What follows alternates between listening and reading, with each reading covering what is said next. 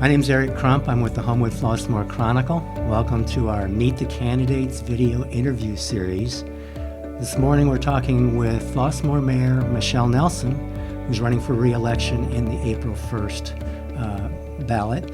So we're going to hear from her why she's running and some of the issues that she thinks it's important for the village to address in the next 4 years. So Michelle, welcome. Thank you so much for coming this morning. We could start out with just the basic question. You've served for 4 years as mayor. You made the decision to run for your election. What were your thought processes about why you wanted to keep the job? Sure. Thank you so much for having me. I appreciate you doing this.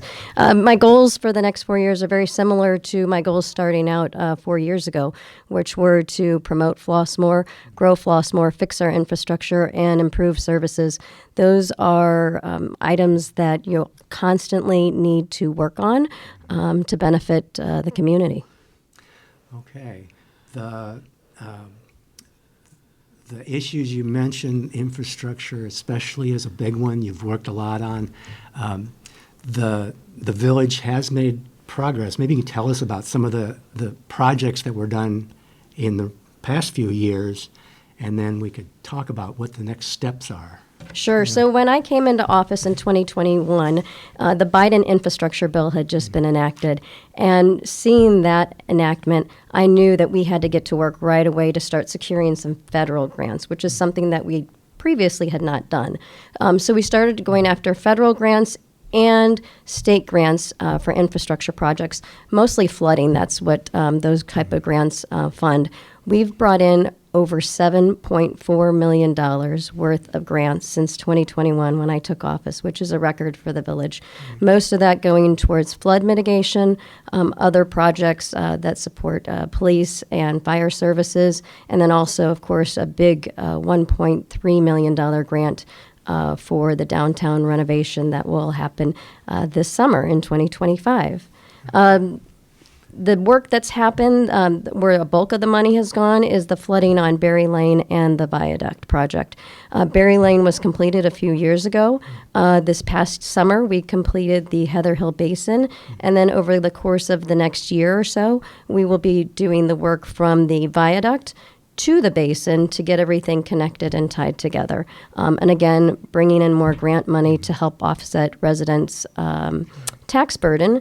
And that additional grant money will then free up some other money that we have from a $10 million bond that was passed back in 2020 to go towards roads. So we're hoping to have a $1.3 million road project that we're able to complete in the summer of 2026 if everything lines up according to plan. Very exciting work. I'm glad you mentioned property tax burden. That's been a huge issue for everyone in the south suburbs, especially since last summer when the tax bill arrived and gave people heart attacks. Yes, me too. Yeah. Me too. You're feeling it like everybody. Yep. I noticed that you had promoted a petition that is it Rich Township Assessor Sam Brown had put out there trying to rally residents to I guess, speak to their representatives at the state level and county level about what to do about that issue. You're engaged with other mayors and managers, I know, about, and that's got to be top of mind for a lot of people. Where are you at in terms of what villages can do to help mitigate that problem? Yeah, so let me back up a little bit about the work that we do with other officials. We lobby our state representatives to let them know exactly how and where our residents are feeling the pinch. We have asked them for circuit breaker bills to help folks who are seeing huge increases, and also for folks who can't afford the increases, because it's important to keep people in their homes. So that's work that is ongoing. It's not happening fast enough, though, and I've communicated that to our Cook County assessor and our local representatives. They're aware of that. The work that we can do on a local level is to develop properties that the village currently owns, and that's been a priority of mine since 2021. Back in 2021, though, you might recall, the big push was to build warehouses everywhere. So folks wanted to build warehouses in the village of Flossmoor, and that just wasn't the right fit. It would have brought in some tax revenue to help offset our residential property taxes, but it's not the right fit. It's not what residents wanted. So we went through several iterations, for example, on Volmer Road, the vacant land on Volmer Road. And we finally now have a preliminary plan for that parcel, which we're very excited about. Other ways that we can help reduce residents' tax burden is by going after properties that are foreclosed or have unpaid taxes through Cook County's No Cash Bid program. So we recently picked up 4 additional parcels that we will be returning to public use. And we have 11 more that we're hoping to pick up within the next year, which I'm very excited about. That's also been a priority for me. Getting those parcels with unpaid taxes back on the tax roll. It's a little bit of a frustrating process because it takes years and years. For example, the 11 parcels that are in progress right now, we started back in 2023. Wow. The ones that we just picked up were started back in 2021. So it's a lengthy process. You have to have a lot of stamina to stick with it. Things are always changing at a county level, but you always have to have your eye on the prize, what you're looking for at the end of the day, which is to bring in additional revenue to help offset residents' portion of property tax expenses. So that's super important to me. We also brought in unincorporated land to the village, which adds to what we're able to put into property taxes, and built 2 additional developments that are also contributing to property taxes, commercial developments. Okay. Can you tell us about those? I'm not familiar with the... Sure.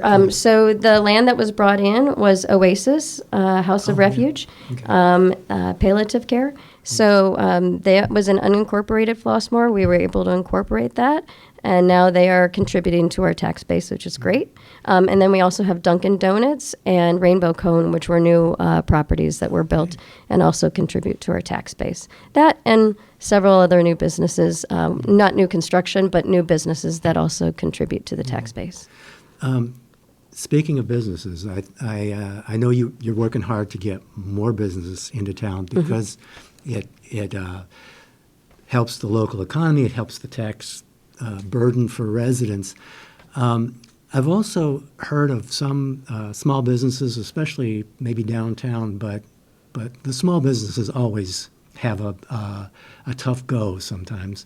And I know you're concerned about that too. And I was wondering if you had thoughts about any additional things that the village can do to help support small businesses and maybe help them with their longevity, help them keep going rather than, because we sort of have a lot of turnover sometimes. So. Sure. For small businesses, back when I was elected, we created the Chamber Night, which is a partnership with Chicago South Lane Chamber of Commerce, the IPO, and actually the Chronicle was very helpful too. Thank you so much. And that has brought additional interest into our small businesses in our downtown area. Then we also partner with other groups like the Hidden Gem Half Marathon to attract interest in what we're doing downtown. We have signage that we put up. So it's a combination of events and partnerships, signage. But I think in terms of help for our small business owners, they are asked to do everything. They are the janitor, the CFO, the CEO. And so groups like the Chicago South Lane Chamber of Commerce, it's really important to stay connected and engaged with them because they offer grant funding or links to grant funding. And they also offer workshops to help these small business owners learn how to be better business owners. Because a lot of times you're creating a business from the ground up, and maybe you don't have everything worked out. You're doing this for the first time. So partnerships with other organizations are crucial to helping these small business owners. Also, Rich Township has provided some assistance in that regard too. But really keeping your nose to the ground and looking for grant and educational opportunities for our local small business owners on top of the events and the programming and the advertising that we do with them. Well, and I've noticed you use your social media presence to promote businesses like regularly too. Yeah. So social media brings up the question of how to communicate, like, the messages that the villages has, some of which are promoting small business, but a lot of other issues. Village has to get information to residents and has to bring people into conversations. And I know the communication and transparency were issues that came up as part of two controversies last year. One was the village's termination of Police Chief Jarrell Jones, and the other was the detention basin at Heather Hill School. Both are very difficult situations to be in the middle of, I know, because with a termination of an employee, your advice from legal is don't say anything, and the community is saying, tell us what's going on. Mm-hmm. With the detention basin, you had people saying, we want flood relief, and other people saying, but we don't want a basin by the school. So those were really tough situations to be in, and I wonder if having gone through those and having people say we didn't feel included, have you got thoughts about like what you could do differently or other strategies you might try to employ to try to address that feeling of not being in the loop? Yeah. Sure. So there's a difference between a difficult decision and a painful decision, mm-hmm. right? A difficult decision is something maybe like an investment, right? Mm-hmm. Which fund do I invest my money in? Where do I put my money in for growth? Something that you get over fairly quickly. But a painful decision is something like an employee termination.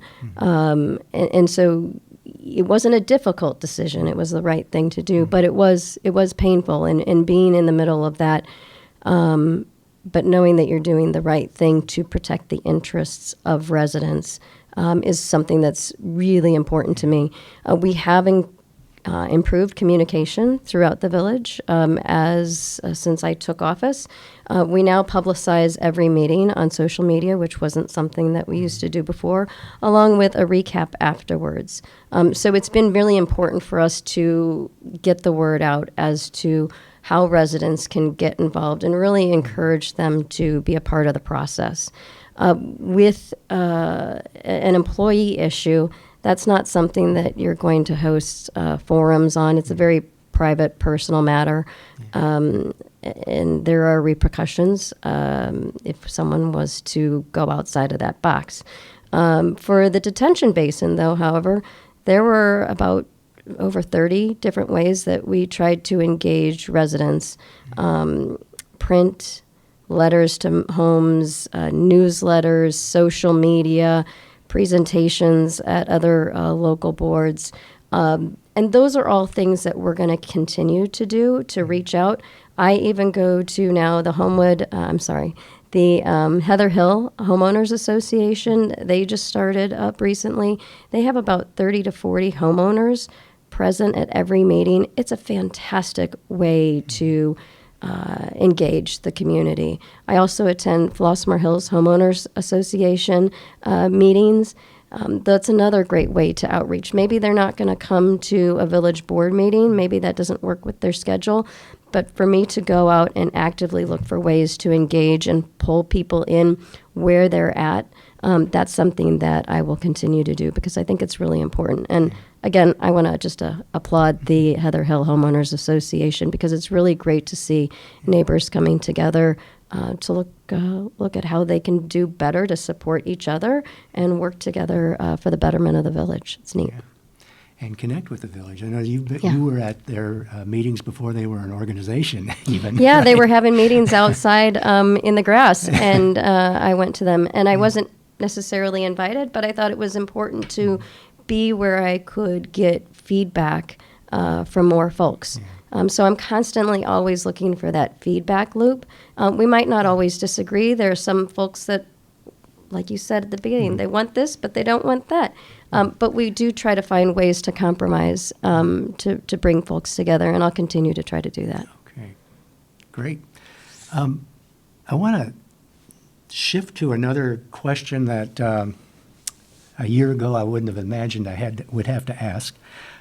There's been, since the inauguration of Donald Trump, a certain amount of chaos and uncertainty regarding the federal institutions that we've depended on for generations. And you mentioned that the village had gotten some federal dollars to help with needed infrastructure projects here, and that helped our community, right? And a lot of those kinds of programs are now in question. They may survive, they may not. And so part of the village's ability to complete projects may be disrupted. But there's a lot of other things that residents of the village depend on, programs like Social Security, Medicare, Medicaid, all sorts of things are also at risk now. And so the village will be affected maybe in a broad way by what happens in Washington. And I know there's limitations about what a village president can do, but have you thought about how to help the community weather these difficult times that we may be facing? Yeah, I have. We've been in constant contact with our federal lobbyist out in Washington, D.C., about our infrastructure needs and those federal dollars. We don't expect those to not be fulfilled. Infrastructure is a nonpartisan issue that generally has support from both sides of the aisle, so we fully expect those funds to still be there, but we're keeping an eye on it. Medicaid, there was a memo issued that Medicaid would not be touched by the tidal wave of edicts that have been coming down. So we hope that stays the case. My biggest concern is how are our local non-for-profits doing? Yeah. Do any of them receive federal funds? And then how are we supporting these local non-for-profits in doing their good work, the work that they do for our residents? So if I could say anything, I would say if residents could please pay attention to our local non-for-profits. The Village of Flossmoor is highlighting several non-for-profits here in February. Pay attention to these folks. Engage. Go out to their events. Go out to their fundraisers. Help support them because if they receive federal funding, are more at risk than anybody else at this time. They're probably more vulnerable. Yeah. That's true. Okay. Well, we've only got a couple minutes left. This has been a great conversation. I appreciate you taking the time to address the issues that face the village. I wanted to give you an opportunity to kind of have the last word if you wanted. Okay. Are there things we haven't talked about that you really think people need to know before they vote April 1st? Sure. I'm super proud of the work that we've done. We've promoted the Village of Flossmoor on an international scale by partnering with other organizations. We recently won a chamber... we were named tourism. We got a tourism award. Sorry about that. We recently got a tourism award for the event work that we do from the Visitors Bureau. Visitors Bureaus make their money off of hotel revenue. We don't have hotel revenue. So for them to come into our town and recognize our Hidden Gem Half Marathon, our fall events, our Chamber Night, our Juneteenth celebration and parade, it's quite an honor to have that recognition regionally. We've also been recognized for the Hidden Gem Half Marathon twice over, the Chicago Area Runners Association Race of the Year in 2022 and 2023. We're really proud of the work that residents do to support these initiatives. We couldn't do it without their volunteer spirit or attitude. So we're going to continue to promote the village as a destination. And what does that do? That helps us bring in residents to look at the village. And that's why our home values are up 14% over the regional average here in Chicagoland. Because we have this ability to bring people in and interest them in the Village of Flossmoor. It also helps with our recruitment of local businesses and national brand businesses. So we're going to continue to promote the village like crazy, which helps us grow the village. We have several areas that still need to be developed. So we'll continue to grow and bring people in to develop those village-owned properties to add to the tax roll. improving infrastructure. It will continue to be a priority. $7.4 million is a great amount to get in 4 years, but we will not rest on those laurels. We will continue to push hard for other flood mitigation projects that I know are needed throughout the village.